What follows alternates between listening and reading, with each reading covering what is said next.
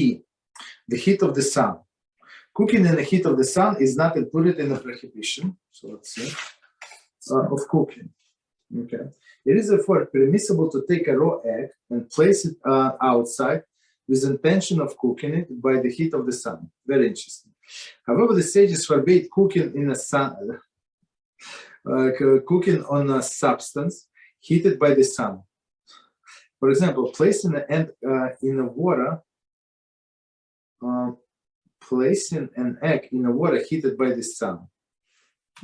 So basically, you in the summer it's very hot. So if you put it in a bucket with the water, right outside, or it was there. So if you put the eggs, so they're going to cook for sure.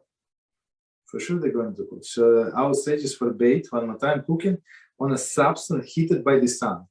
So you're not allowed to cook eggs, for example, but not on some substance heated by the sun. Okay. The sages feared that if this would be permitted, people would mistakenly think that cooking the food in a substance heated by the real fire, talados ha'ish, is also permitted. So basically, I'm not sure how then you cook. Maybe if you put on a plate, if you put these eggs on a plate and put it outside, and then they're going to cook like that, maybe that would be permitted.